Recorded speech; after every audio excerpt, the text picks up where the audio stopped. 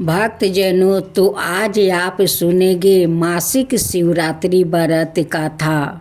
भक्तजनों, मंगल प्रदोष व्रत कथा मासिक शिवरात्रि व्रत बहुत शुभ लेकर आने वाले हैं। जो श्रद्धालु मंगल प्रदोष व्रत रखते हैं, मासिक शिवरात्रि व्रत करते हैं, उनकी घर में शुभ होने वाली है। तो भक्तजनों, इस कथा को सुने तो आप पूरा सुने, अधूरा मत छोड़िए।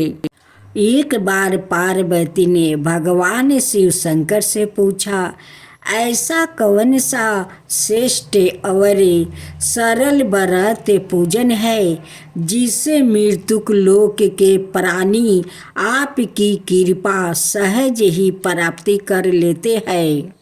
उत्तर में शिव जी ने पार्वती को शिवरात्रि के व्रत का विधान बताकर यह कथा सुनाई।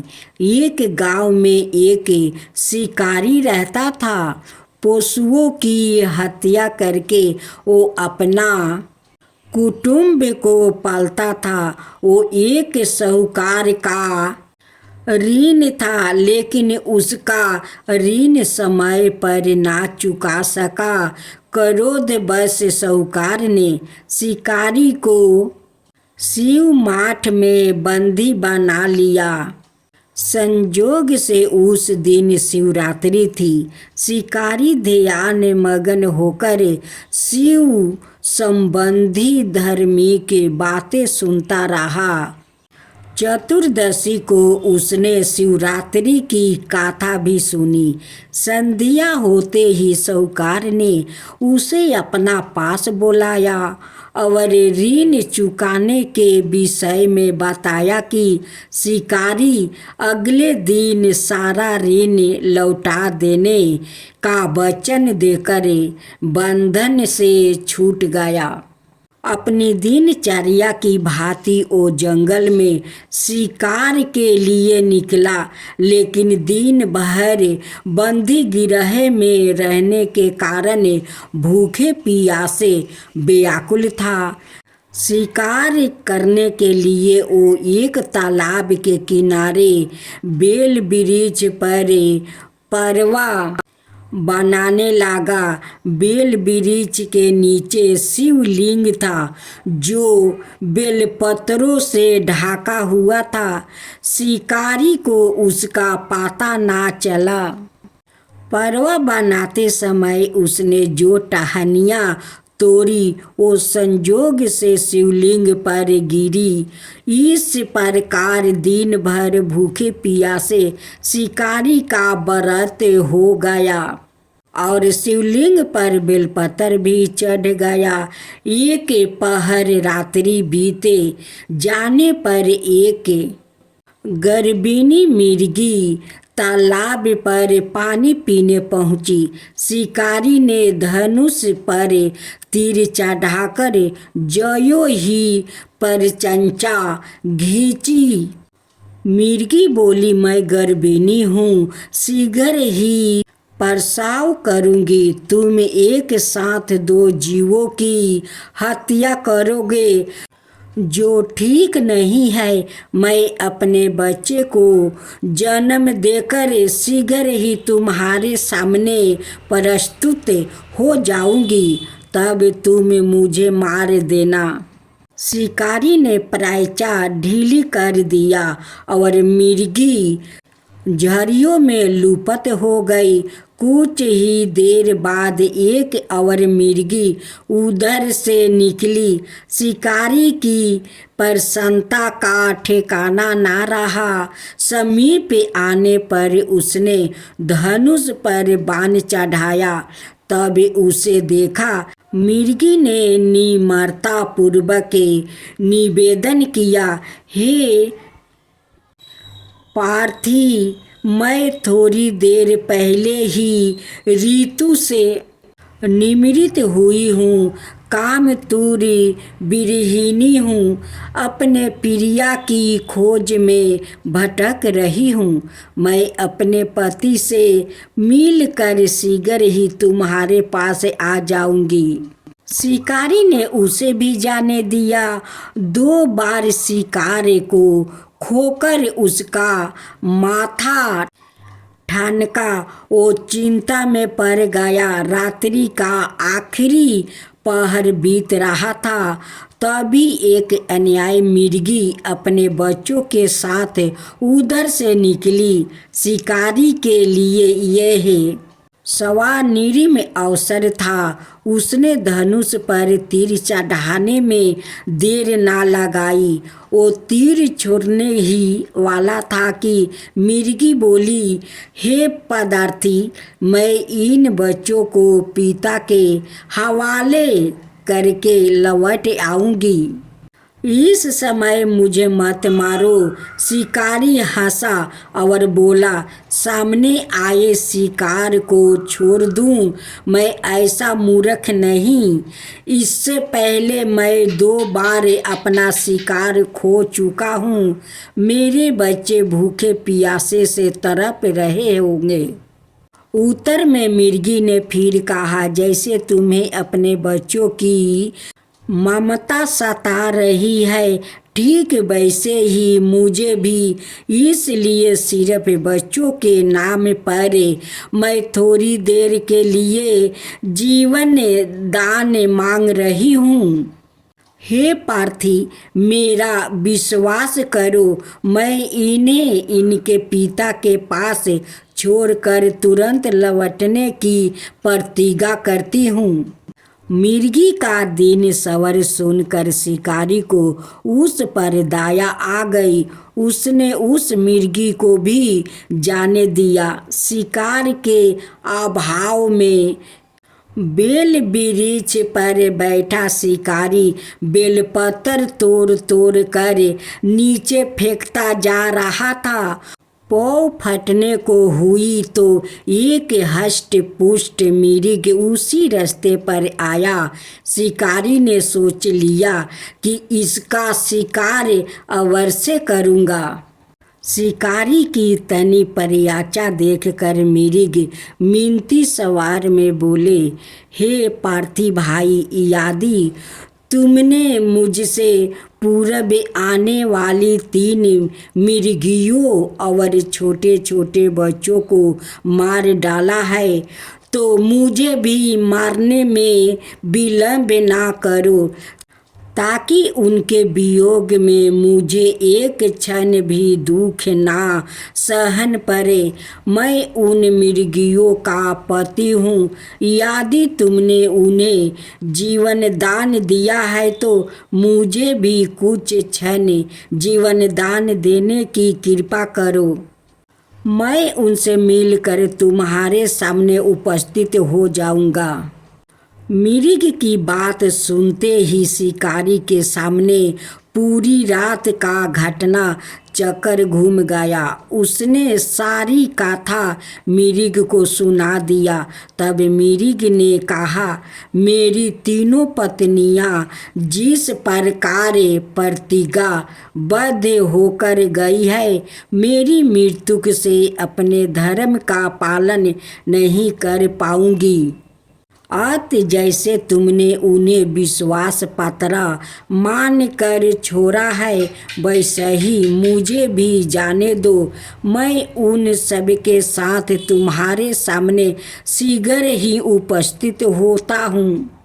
उपवास रात्रि था। जागरण और शिवलिंग पर बेलपत्र चढ़ाने से शिकारी का हिंसक हृदय निर्मल हो गया। उसमें भगवत शक्ति का वास हो गया। धनुष और बाण उसके हाथ से सहज ही छूट गया। भगवान शिव की अनुकंपा से उसका हिंसक हृदय कारुणिक भावों से भर गया। वो अपने अतीत के कर्मों को याद करके पछतावा की ज्वाला में जलने लगा। थोड़ी ही देर बाद मिर्ग परिवार शिकारी के समक्ष उपस्थित हो गया, ताकि वो उनका शिकार कर सके। किंतु जंगली पशुओं की ऐसी सत्याता सत्विकता और सामूहिक प्रेम भावना देखकर शिकारी को बड़ी गलनियाँ हुई। उसके नेत्रों से आंसुओं की झड़ी लग गई। उस मृग परिवार को ना मार कर शिकारी ने अपने कठोर हृदय को जीव हिंसा से हटा सदा के लिए कोमल और दयालु बना लिया। देवलोक से समस्त देव समाज भी इस घटना को देख रहा था। घटना की परिवर्ती होते ही देवी देवताओं ने पुष्पा वर्षा की। तब शिकारी और मृग परिवार मोक्ष को प्राप्ति हुई। भक्तजनों, आज आप सुनेंगे मंगलवार की व्रत कथा। इस मंगलवार का प्रदोष व्रत बहुत शुभ है। जो श्रद्धालु मंगलवार का प्रदोष व्रत करती है उनकी घर में शुभ होने वाली है। मंगलवार के दिन आने वाले प्रदोष व्रत को मंगल प्रदोष या भौम प्रदोष कहते हैं। इसकी कथा इस प्रकार है। एक नगर में एक वृद्धा रहती थी। उसका एक ही पुत्र था। वृद्धा की हनुमान जी पर गहरी आस्था था। वो प्रत्येक मंगलवार को नियम पूर्वक व्रत राख कर हनुमान जी की आराधना करती थी। एक बार हनुमान जी उसकी श्रद्धा की परीक्षा लेने की सोची। हनुमान जी साधु का भेष धारण कर वृद्धा के घर गए और पुकारने लगे, हे कोई हनुमान भक्त जो हमारी इच्छा पूर्ण करे। पुकार सुन वृद्धा बाहर आए और बोली, आज्ञा महाराज जी। हनुमान भेषधारी साधु बोले, मैं भूखा हूँ, भोजन करूँगा, तू थोड़ी जमीन लीप दे। वृद्धा दुविधा में पड़ गई। अंत हाथ जोड़कर बोली, महाराज, लिपने और मिट्टी खोदने के अतिरिक्त आप कोई दूसरी आज्ञा दे, मैं अवश्य पूर्ण करूँगी। साधु ने 3 बार प्रतिज्ञा कराने के बाद कहा, तू अपने बेटे को बुला, मैं उसकी पीठ पर आग जलाकर भोजन बनाऊंगा। यह सुनकर वृद्धा घबरा गई, परंतु वो प्रतिज्ञा वृद्ध थी। उसने अपने पुत्र को बुलाकर साधु के सौंप दिया। भेषधारी साधु हनुमान जी ने वृद्धा के हाथों से ही उसके पुत्र को पेट के बल लेटवाया और उसकी पीठ पर आग जलवाई। आग जलकर सुखी मन से वृद्धा अपने घर में चली गई। इधर भोजन बनाकर साधु ने वृद्धा को बुलाकर कहा, तुम अपने पुत्र को पुकारो ताकि वो भी आकर भोग लगा ले। इस पर वृद्धा बोली, उसका नाम लेकर मुझे और कष्ट ना पहुँचाओ।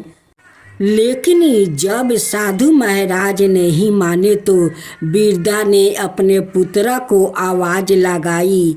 अपने पुत्र को जीवित देख वृद्धा को बहुत आश्चर्य हुआ और वो साधु के चरणों में गिर पड़ी। हनुमान जी अपने वास्तव के रूप में प्रकट हुए और वृद्धा को भक्ति का आशीर्वाद दे दिया।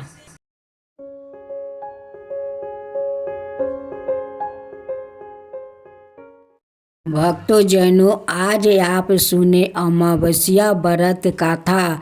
जो भक्तों लोग अपना पितरों के लिए इस अमावस्या का कथा सुनते हैं। उनकी पितरों को मनोबक्षित वैकुंठ मिल जाता है और उनकी संसार में सुख समृद्धि भर जाता है। अमावस्या माता का आशीर्वाद मिल जाता है, पितरों को भी आशीर्वाद मिल जाता है।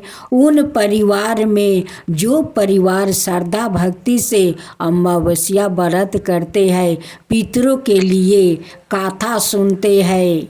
अब आइए कथा सुनते हैं।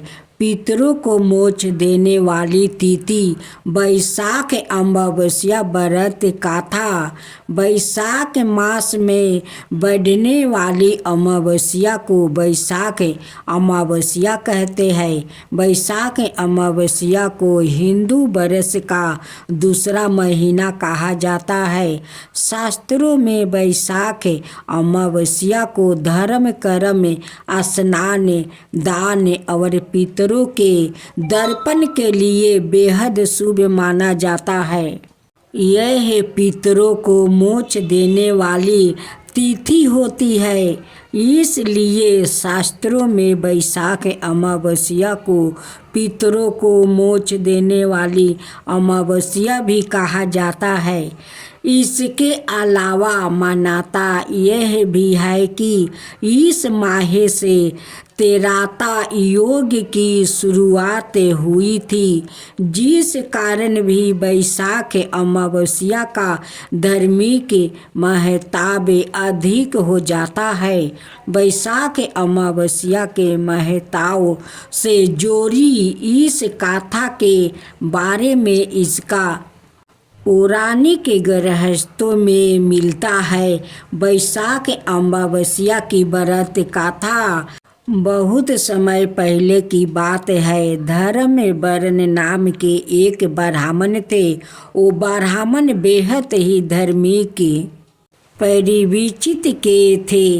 वो हमेशा व्रत उपवास करते रहते। वो ऋषि मुनियों का आदर करते और उससे ज्ञान ग्रहण करते। एक बार उन्होंने किसी महात्मा के मुख से सुना कि कलयुग में भगवान विष्णु के नाम के स्मरण से ज़्यादा पुण्य किसी भी कार्य में नहीं है। अन्याय योगों में जो पुण्य यज्ञ करने से प्राप्ति होता है, उससे कई अधिक पुण्य फल इस घोर कलयुग में भगवान का नाम सुमिरन करने से मिल जाता है। धर्म वर्ण ने इस बात को आत्मसात कर लिया और सांसारिक जीवन छोड़कर संन्यास लेकर भ्रमण करने लगे। एक दिन घूमते घूमते वो पितृलोक जा पहुँचे। वहाँ उन्होंने देखा कि उनके पितरों बहुत कष्ट में है। पितरों ने ब्राह्मण को बताया कि उनकी ऐसी हालत तुम्हारे संन्यास के कारण हुई है, क्योंकि अब उनके लिए पिंड दान करने वाला कोई शेष नहीं है। अगर तुम वापस जाकर अपने गृहस्थ जीवन की शुरुआत करो, संतान उत्पन्न करो, तो हमें इस कष्ट से राहत प्रदान हो सकती है।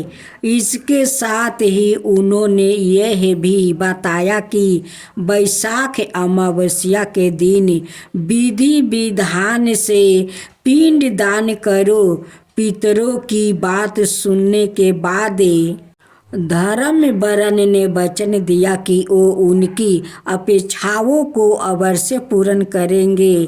इसके बाद धर्म वर्ण ने अपना सन्यासी जीवन छोड़ दिया और पुण्य सांसारिक जीवन को अपना लिया और फिर वैशाख अमावस्या की तिथि को विधि विधान से पिंड दान किया और अपने पितरों को मुक्ति दिलाई।